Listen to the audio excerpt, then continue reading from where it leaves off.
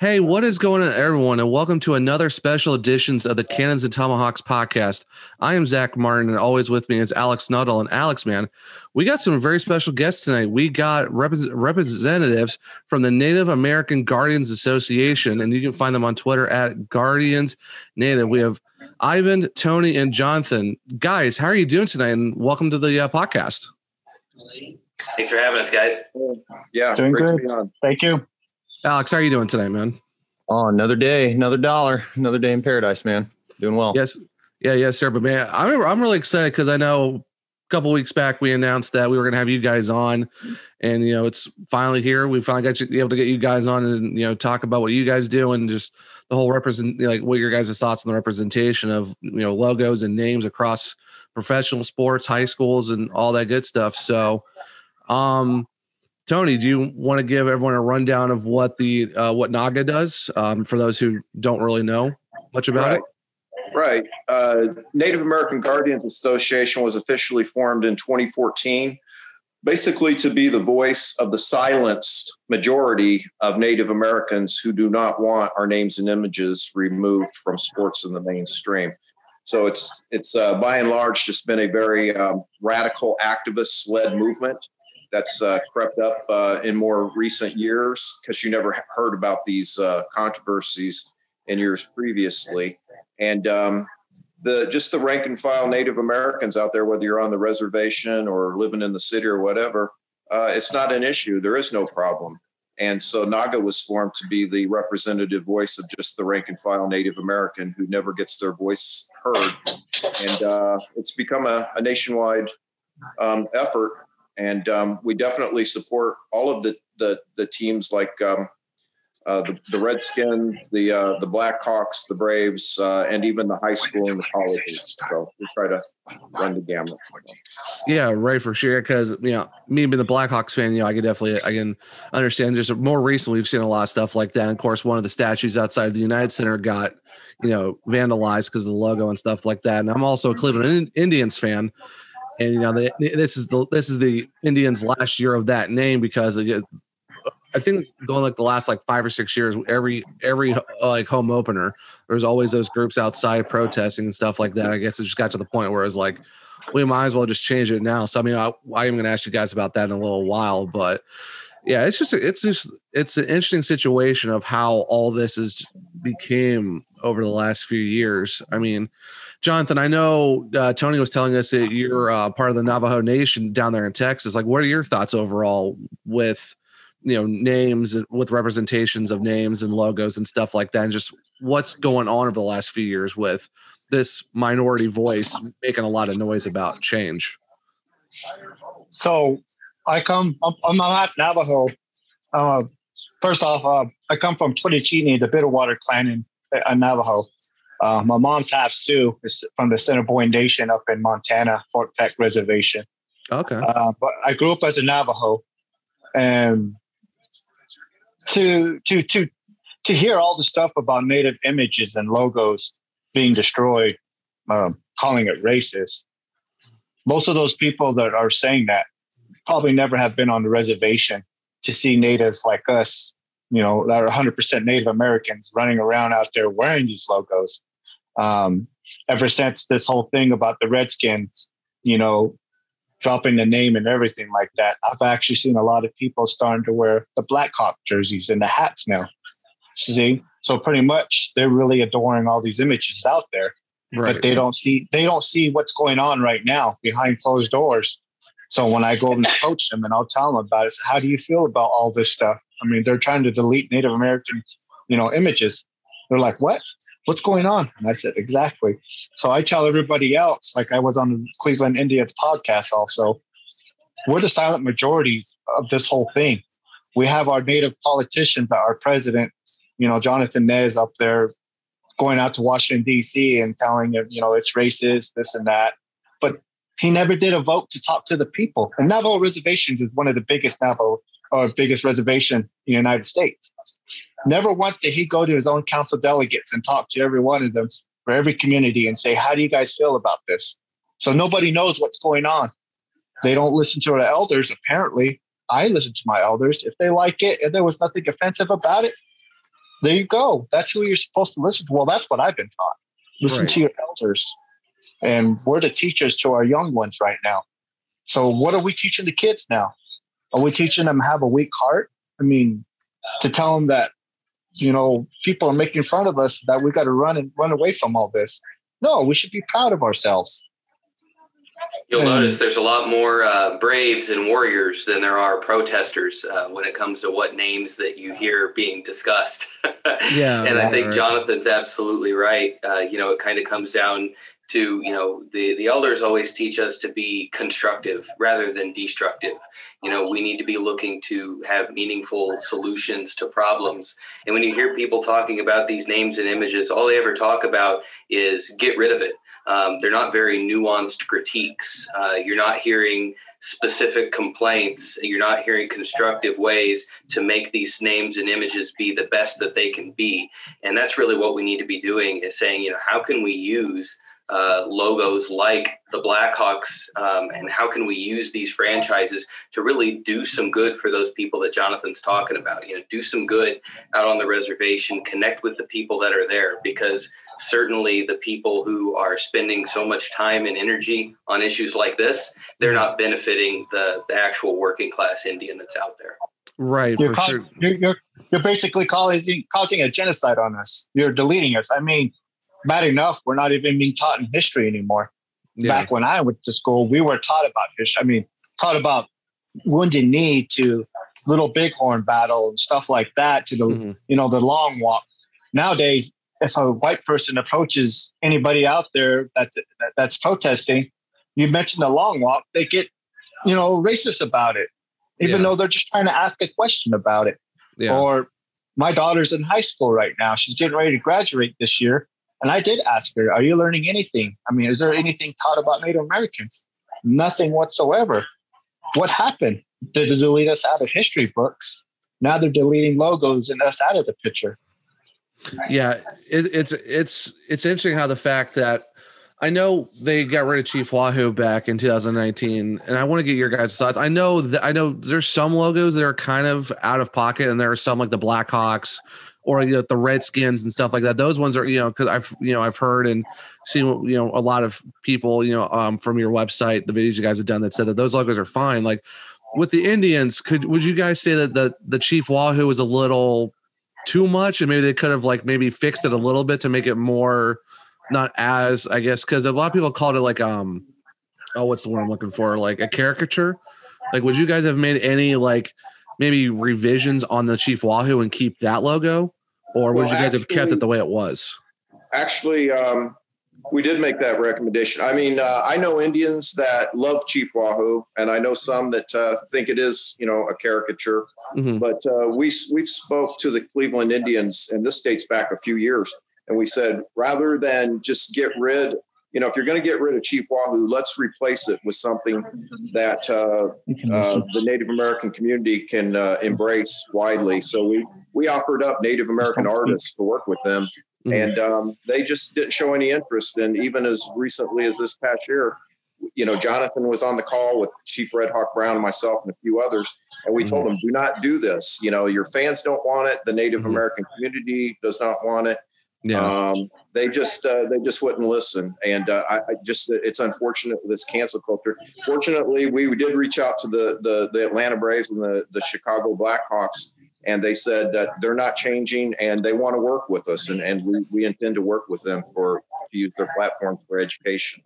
That's really great. And actually that was a great segue, because I was going to ask you guys about this, because the Blackhawks, for their home opener this year, they did a video tribute before the game, and it was the land acknowledgement video that they did, talking about how they're working with a lot of tribes around Illinois and stuff like that, and just bring up the history and have all the designs that they've done on the Videotrons and stuff like that were with artists like that. What are your guys' thoughts on the Blackhawks doing this land acknowledgement with all the tribes around Illinois, and just overall with how they're working, like you said, with you guys at NAGA?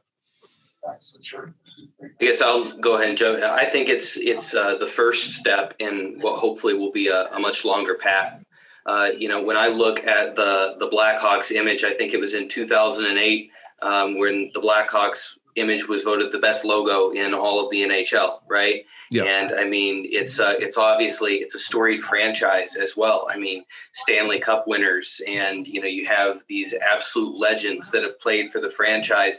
I would say that Blackhawks logo has a worldwide presence. I mean, for fans of hockey anywhere in the world, as far away as Europe, Scandinavia, people recognize that logo. And to me, that's an opportunity, because people who otherwise would not have an interest in Native American culture, people who otherwise would not be engaged in our story and would not be aware of some of the struggles that modern Native Americans are going through, are now connected to that. And you can use that symbol to bring those people in. And so I think it's a great opportunity. I love that the Blackhawks are making some moves like that. And I hope that they do more. Right now, there's like a little educational blurb on the website that talks about the Blackhawks name and the legacy of Blackhawk. I hope they really, delve into that, and that section just gets, bigger and bigger and bigger. And we go from a paragraph to an essay to this, full blown thing every year. That's what I would see as a big win. Yeah, no, for sure. Definitely. That would be really great to see. That is good though. I mean, like you said, the season started and it blew up like that. That's probably something that could be taught like every day before the game, to make people understand when they come to the games, to understand about us, educate.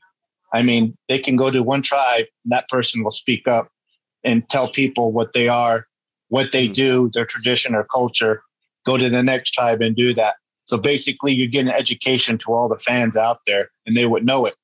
So that would be a good idea before the games. I mean, I did ask that question for the Super Bowl this past, week. How come the Chiefs didn't push anything up? I mean, pay for anything on the internet about, Native Americans or anything like that.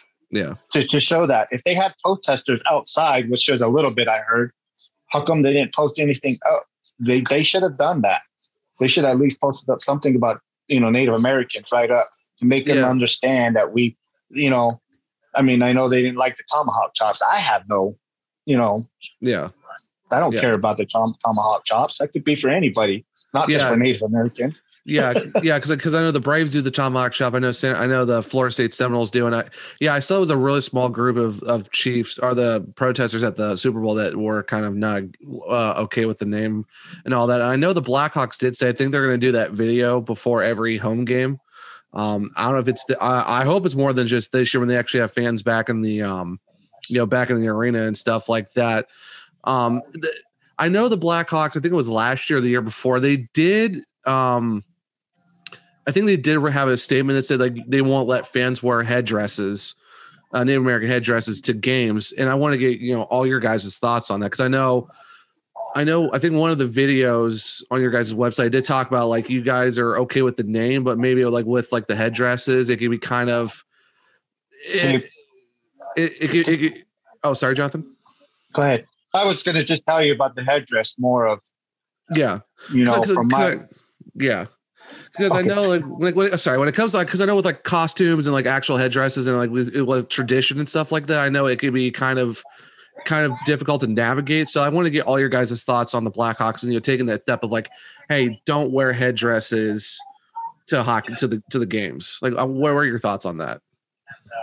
So for me, coming from the reservation and seeing that being Navajo, it's not like you see a Native American. I mean, if you never met a Native American and you meet one, are you going to see them wearing a headdress? No. Mm-hmm. But if you're invited to go to a ceremony, then you'll probably see somebody, but it's not going to be me because I'm not the head person or, I'm not the chief or whatever that's wearing that headdress. But that's the time that we usually wear it. I mean, it's not none of them John Wayne movies where you're having them wearing it all the time everywhere in the village to out in town or whatever. They only wear that whenever they're doing a ceremony. Mm-hmm. And so I could understand that to why these protesters probably started it up, because they were offended by seeing someone wearing that, kind of like wearing a costume. I mean, I kind of thought about that and I said, yeah, we wear those on special occasions during our ceremonies. That is our tradition about it. So those are the head people or the holy man that wear stuff like that, or warriors that are getting, nominated or something in ceremonies, but they wear those. Yeah. That's where I'll actually, I'll commend the Blackhawks over, some other organizations is, if you listen to what they've done in a response like this, you'll notice even a question like the headdress topic. So you've asked 3 different Indian guys here, and you might get 3 different opinions on how we feel about the headdress or how we feel about the tomahawk chop or how we feel about Chief Wahoo. But already we're talking about those issues specifically. Rather than Native imagery as a whole. And I think that's really important because what it does is it acknowledges us as people. Lo and behold, we as Natives, we're still people. We're human beings and we're allowed to have our own opinion. And when you just paint over all of these names and images in one fell swoop, when you fall into the cancel culture, we lose that individuality. They accuse these logos of being stereotypes, but all they do is replace the stereotype with that of the protesting offended Indian, right?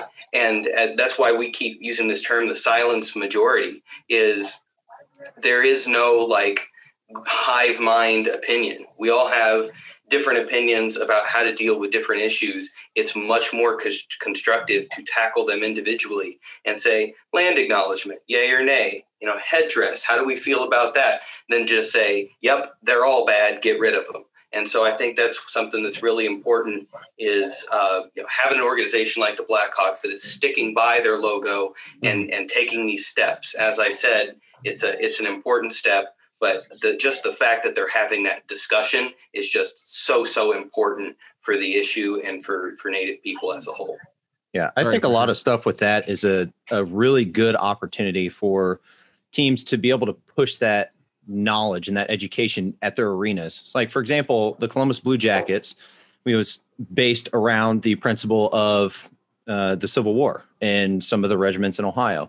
And throughout the arena, they have different areas where you can go and read up about that. You can read certain sections about certain things. I think that's a good opportunity for the Blackhawks to be posting even more of those knowledge stations. You can go, what? Hey, what's the history behind the Blackhawks logo? And you can learn. And then you can learn about, okay, well, there's, here's the history about this. All right. Here's the history about, local tribes and local reservations and things like that. And I think that would bring the general consensus back into a positive light to an extent. Obviously, it's never going to get 100% one way or the other. But I think being able to push that type of education and just the history behind that stuff locally would help quite a bit too. Amen. And even then I'll say too, a little bit for that is then there will always be a voice out there who will be against you no matter what you'll do.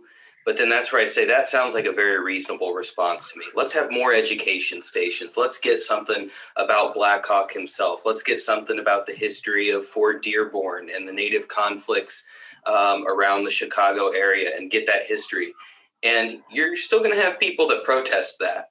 But that's even where then I'll take the step too. And I know Tony and Jonathan have both faced these types of people. When you're at the point that someone is still protesting, even after you've taken something as neutral as let's have more education out there, those are the people that we should avoid listening to.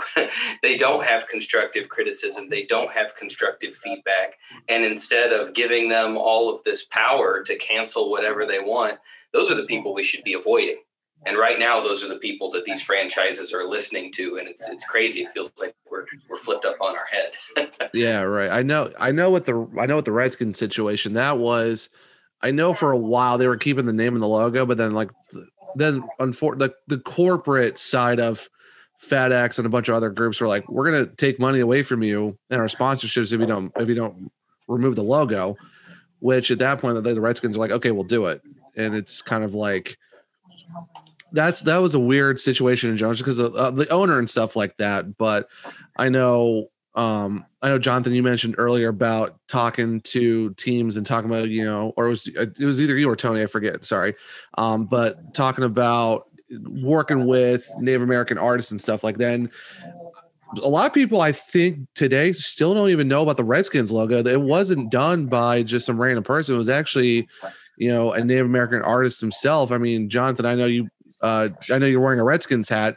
Do you want to let people know exactly who actually made that logo? Because it was actually a Native American artist. And can you just give us a little bit of history on that and just everyone's thoughts of the Redskins in general, unfortunately, being gone now. So the logo came from the Blackfeet tribe, and Winsel is the guy that came out with the logo that presented it from the Blackfeet tribe. And most people out there, which I do educate some of the people that are out here in New Mexico or here in Texas also, they'll talk, I let them know like where the logo came from. It's not just a drawing that somebody brought. I said, that is a real chief that's up there. So I have the photo in my phone, and I'll present that photo to him. Mm-hmm. What was his name? Chief Two Guns White Calf. And, that's the chief right there. That was a real chief. So that's why I can't see why people think of it as being racist when it's a real person out there. It's not. I know you talk about the Cleveland Indians also about that, but like I said, logos don't bother me on that unless it depicts, a bloody scalp or whatever, with, right. Just anything like that. I think anybody would be like that anyway. Yeah, right, for sure. But yeah, that's where the Redskins came from, was from the Blackfeet tribe. Right. And we have somebody that was working over there.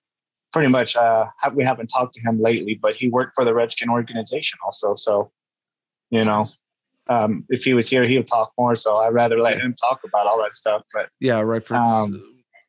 What about the name? What about the name overall too? Like, was the name ever an issue, or is it another one of those things where it's like it wasn't that much of a bother? The Redskins wasn't. I mean, if they knew about that, other chiefs back in the past, Red Cloud, who's the main chief for the Sioux Nation, went out to White House, and he always presented himself and his warriors as Red Man. So that reversed into Redskin. Right. And to this era, people look at it. I don't know where they got the word Redskin, meaning scalped Indians. Amanda Black Horse went to court and said a word about it. Bounty hunters, and they put a little flyer up or something like that, and it said something about $500 head for Redskin, something like that, a scalped Redskin. That's kind of like reading the sentence and saying, if you're saying Redskin means scalp, then why are you portraying it to say it twice? Yeah. When it already says scalped Redskin. So the word Redskin just meant Native American. And then, like I tell people, if Native Americans were so offensive to these names, why do all, reservations have the word Redskin, Indians, Braves? I come from Farmington, New Mexico, lived in between. I lived down the road from Shiprock Chieftains, but my stepmom lived in Tisnasbos, and I went to school at Red Mesa Redskins. And so that's mainly probably everybody heard about the Redskins, Red Mesa Redskins up on Navajo Nation. How come they have that name and they don't change it?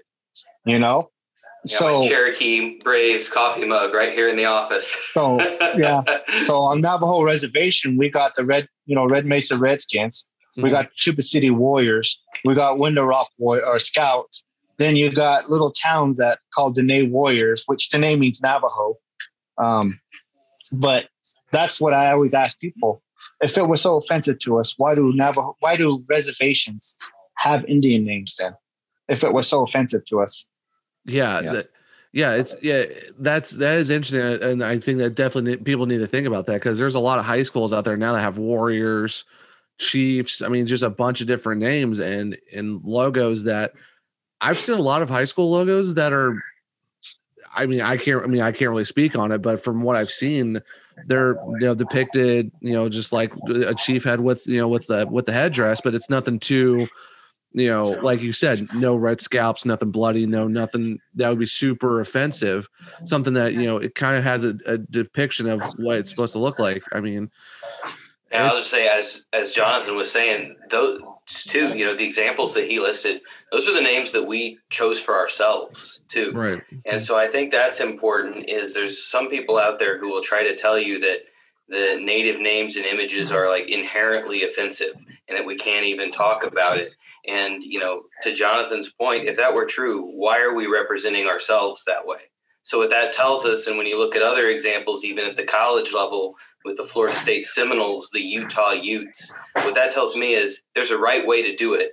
And we should be focused on how do we do it in the right way? How do we do it like they do at these reservation schools where we're representing ourselves rather than get rid of it? Let's do it the right way instead of taking the easy way out and not even trying. Yeah. Right. It seems like a lot of it just ends up, ultimately it just boils down to the fact of, one, the lack of common sense, and two, the lack of education. You know, a lot of people don't know about it.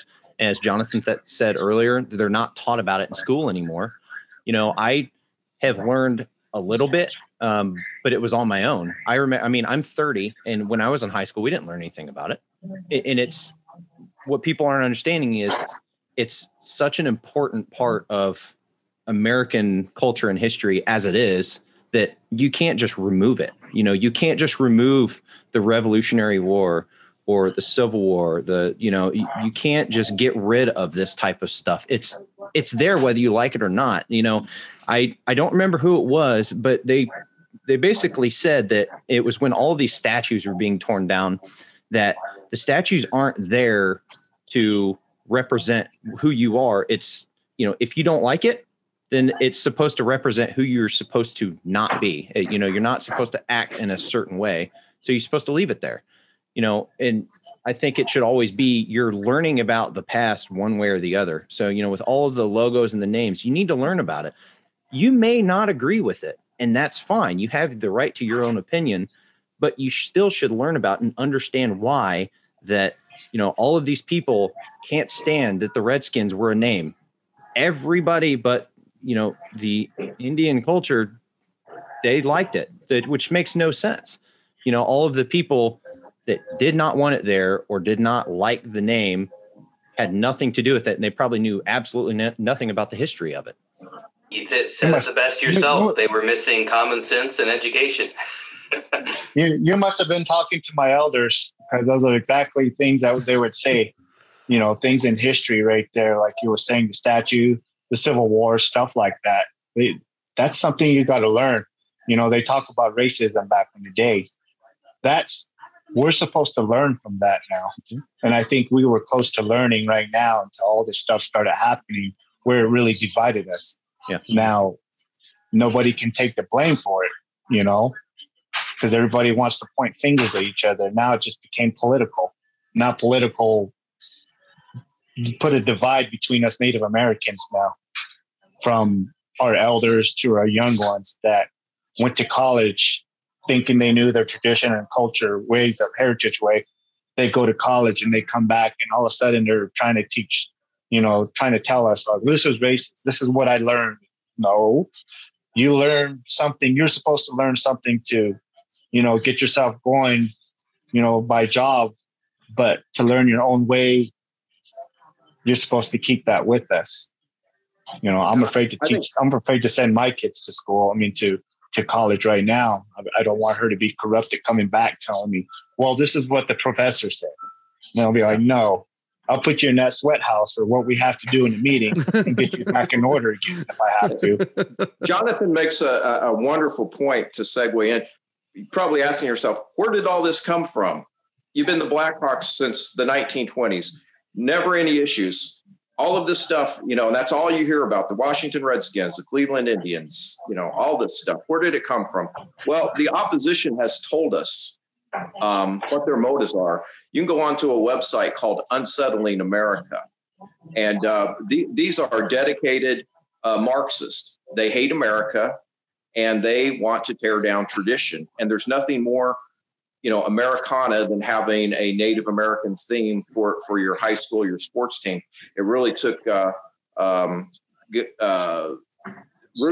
the 1920s and 30s with these teams taking on Native American themes. And you can trace that back to Jim Thorpe, you know, who was part of the Spokane Fox Nation, who, you know, you got Chief Blackhawk, who is, you know, for whom the Chicago Blackhawks were named after. Mm-hmm. So it's a political movement. It's a hate America movement. We just recently came across a video of one of the big activist leaders in this movement, and it's coming from academia. So when Jonathan says, "Yeah, I don't want to send my daughter there," because they learn all of this bad stuff. That's exactly right. It's white academics, and then there are Native American activists that are basically that they hide behind to get rid of all tradition and things that most normal people cherish. It's sad what they're doing. But anyway, this Native American leader, we got him on video. We just put it on our website. He basically spills the beans, and he says, this is how we get revenge. This is how we get retribution. They don't want white people to have these names and images, even though it's something wonderful that most Native Americans take pride in and want to share. These people are very stuck in the past, and they're very vengeful. So this is their way. And I think he even calls it's payback. Now, this is how we got the victory. And he was talking in reference to getting rid of the Fighting Sioux name and image at the University of North Dakota. This is the mentality of these people. They don't want education. They don't want to get along. They are here to divide. They're here to devastate you. And they are here to get retribution by taking away something that most people cherish, including most Native Americans. Yeah, that's funny. I thought about that for a long time because I'm a big college hockey person, hockey in general. And I always remembered, Jonathan Toews and a bunch of guys who went to the University of North Dakota. I remember the Fighting Sioux logo, and I thought those jerseys with the Fighting Sioux on it was amazing. I thought they were probably one of the best college sweaters out there. And then I think it was like last year or 2 years ago, because haven't really kept up a whole lot with college hockey, and I saw there was a different name and logo. I'm like, wait, what happened to the Fighting Sioux? And now you referenced it. I'm like, oh, now that makes sense, because I was wondering, like, whatever happened to the Fighting Sioux logo? Because that was probably one of the best ones I've ever seen for college sports. And yeah, that's wow. There's a story on that. You would have to get with Eunice Davison. She's one of our members on that, and she would tell you the whole thing. She written a book. She written a book called what was it called, Tony? Aren't We Sioux Enough? Okay. And you'll notice too, when you go through it, there's a common theme here in that, at the end of the day, things don't get any better for the Native people. And that's the thing that really frustrates me is when these organizations do drop their Native imagery, they think they're done. And they say, oh, okay, we changed it. And for them, life goes on. But for the Native people who really respected that logo and when that really meant something, at the end of the day, we're the only ones who really lost something. Mm-hmm. And then it also, it's a disturbing trend that, okay, so what are the Fighting Sioux now? They're the Hawks. And I cannot stand, it's always the Hawks and the Wolves. And, I hear these protesters talking about feeling dehumanized. Nothing feels more dehumanizing to me than feeling like I can be suitably replaced with a hawk or a wolf.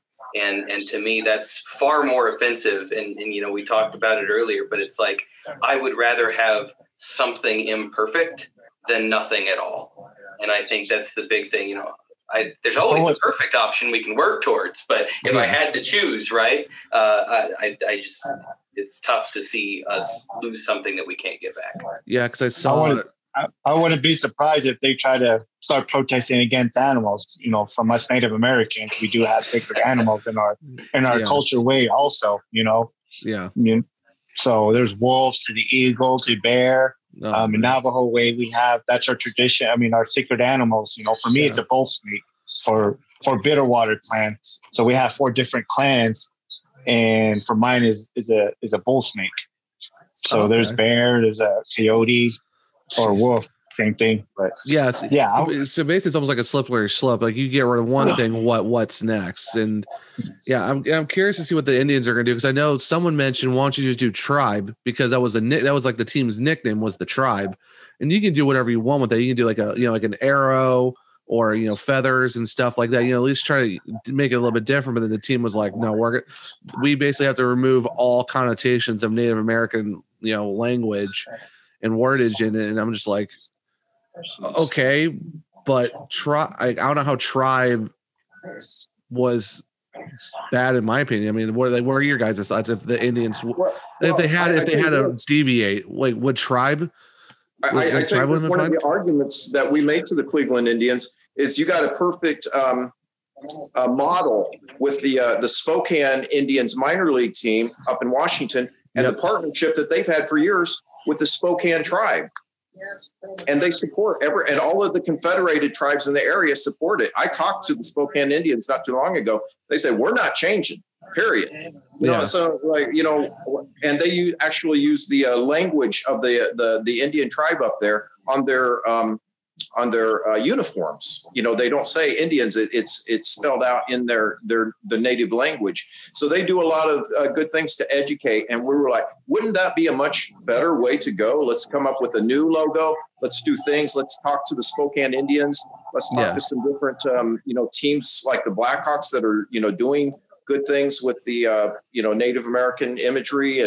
And just to show you how political this is, the American Indian Center in Chicago had a long-standing good relationship with the Chicago Blackhawks. And I think it was last year, maybe the year before, they got in a couple new board members because they always have, elections and so forth. And because the board flipped by a person or two, overnight, that association went down the drain, and it went from being, a great relationship to now the official policy is, the Chicago Blackhawks name and image is racist, stereotypical, blah, blah, blah. Hey, the Chicago Blackhawks didn't change their name or image. What changed? We all know it's politics. Yeah. And that's the way it is with the Cleveland Indians. As policy changes, I think the key thing is we just got to hold these organizations accountable and make sure that they're using this opportunity in the right way. You've got organizations like the Golden State Warriors or the Atlanta Hawks. The Atlanta Hawks used to be the Blackhawks. And, the Golden State Warriors used to use a native theme attached to the Warriors. And then they kind of did a soft reboot. I would like to see those teams go back into that space. And, the Atlanta Hawks, they have an African-American history night. They have a pride night. Why not an American Indian history night? The opportunity is there for them to acknowledge their history and play that greater role. And I want to see them take on more of that. So even if they're not involved, I mean, how cool would it be to have the Blackhawks? You've got the Chicago Bulls there in the city too. How cool would it be for a night to have the Chicago Bulls wear a special Chicago Bull Snakes jersey to honor Jonathan? I think that would be a really cool gesture, even for just one. We do have an Indigenous Day, and those would be a good time to have it that week, where all pro teams are wearing Native logo. I mean, they're doing it for Black Lives Matter and all that. Why don't they do anything for us Native Americans? I mean, why delete us? That's just how most of us Native Americans are feeling right now, is we're getting deleted out of everything. I mean, our logos and everything that predict, that shows who we're here. You'll talk to other people and they'll come around like, man, I feel sorry for, what we did to your tribe a long time ago. We stole your land and stuff like that. And, like I tell everybody else, I mean, Native Americans, we fought in battles so many times back in the day. We never hold a grudge. We never said stuff about people in that way. We always forgave people. To this day, we still forgive people. I'm taught like that. Mm-hmm. I can have an argument with somebody else. And the next day I'm having, we're forgiving. Then they break the promise. And that's what happened to us. The treaties, every time we signed a treaty, the treaty was broken. But we always forgave, and that's how we are. We didn't hold a grudge. To today, it's not happening like that. And nowadays, they're really only a grudge. What did we do to deserve this? Yeah. It's the whole situation is. It's. I think definitely what Alex has been saying. I know what you guys have been saying and what your website is. We definitely need to do more educating and not eradicating, because the story of Native Americans, all the tribes, all the history needs to be told and needs to be learned. So I know me personally, I don't know about Alex, but I know that I'm gonna definitely support NAGA and make sure that we're gonna be with you guys and supporting you guys, whatever you guys need to do and stuff like that. We'll always be there to help out. Alex, you got any final thoughts, man? Any questions? We've been talking about it the whole time. I think a lot of it I wish people would know a little bit more and be able to just take the time. We all have computers in our pockets. Take 5 minutes, go to Google and look something up. Hey, I wonder what the history of the Blackhawks logo is. All right, cool. Well, let me look it up real quick. Let's do some reading and then learn about it. Mm-hmm. That taking that little bit of time. My parents do a lot of genealogy, and we were able to track our ancestors back, and I'm part of the Mayflower Society. So we're able to track back directly to an ancestor that came over on the Mayflower.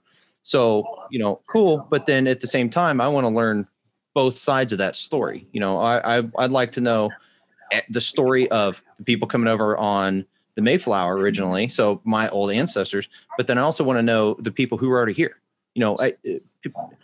Everyone needs to be able to learn and educate themselves. But the problem is they're only teaching one side. They're not explaining both sides of stories to where then they're allowing people to make their own educated opinions, and they're able to tell themselves what they think rather than letting society tell them what they're supposed to think. All right. Well, yeah, it's been a great time talking to you guys. Ivan, Jonathan, and Tony, thank you so much for coming on. The floor is yours. If you guys want to, promote the website, where people can find you on social media, anything like that, plug. Shameless plug, NAGA education.org. And that's Native American Guardians Association, national organization representing the majority view of Native Americans. And our motto is just that: educate, not eradicate. Yeah, no, thank you so much. Jonathan, Ivan, do you guys get any final thoughts that you guys want to just shoot out there real quick before we let you guys go for the night? So everybody that's listening right now, like Tony said, you go through NAGA and you'll find us on there. You can easily shoot an email. My wife is sitting right here. She's the secretary for NAGA also. She's also somewhat of a secretary for 505 Redskin Club. We're both the founders of it. We got pretty much 491 members on our club, mostly Native Americans on there. But if anybody likes to know about us and you want to ask questions, give us a shout. We'll educate you and we'll let you guys know what we feel about. I mean, just any kind of culture. I'm not going to tell you guys, that our heritage and whatnot, it's a taboo to tell you guys. We'll tell you guys and what we do, what's right and what's wrong, and how we adore Mother Earth, the sky, stuff like that. I mean, that's the way I grew up, and that's the way I'll teach it. You said it a lot: educate, don't eradicate. And Alex, you said it yourself. It's easier to be educated today than ever before. You can get right on Google and say, who was Chief Blackhawk and what is NAGA? What are they all about? And find these outlets, find these sources of education. The reason that people are trying so hard these days to make it seem offensive and to keep people from connecting with that history is because they know how easy it is for you to find it if you know where to look. And so I think we just can't say it enough. Don't let it be eradicated. And the best way to do that is to make yourself educated, use the resources that are available to you. And the best way to show you're a Blackhawks fan is to know all about Blackhawk himself. Exactly. All right. Well, thank you guys, and hope you guys have a great rest of your night. And just have a good one. Thank you guys. Go Hawks. Go Hawks. Go Hawks. Go on it.